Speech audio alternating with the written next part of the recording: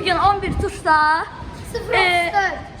0-34 Xoxaski və Lef yaşını 0-60 penallaşdılar.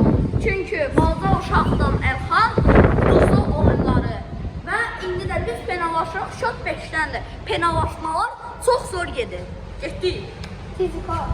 Ama birinci yer mən ama. Bir dakika. Birinci mənəm.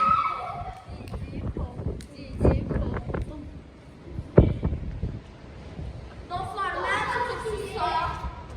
mən tutursuzsa like və abunə olun və həmişə kimi masum vurun. Go.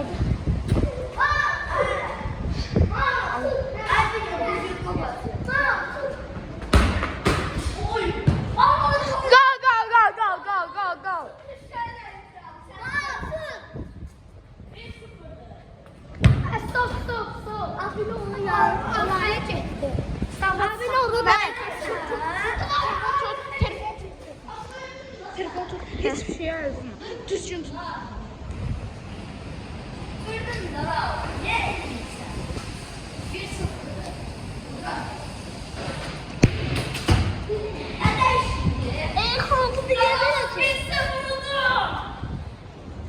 Dostlar, Lef yaşımdır.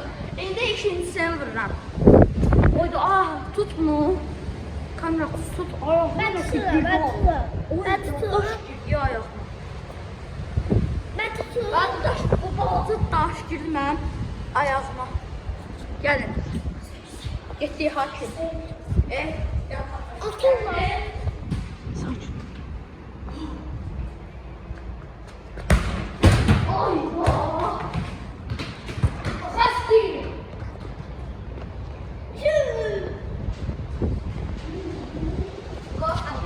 Like at.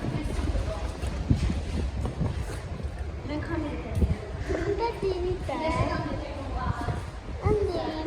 Yok sen düzgün tutabilmesin.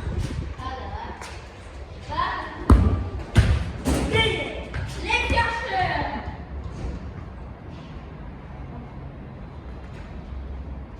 Ronaldo İngiltere. Yuh.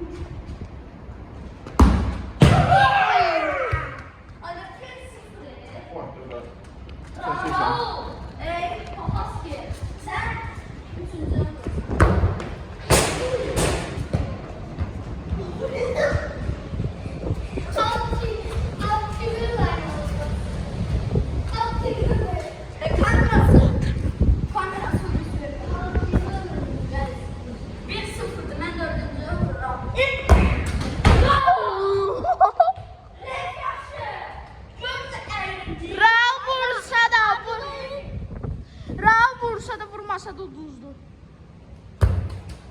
Siyah uduzdu.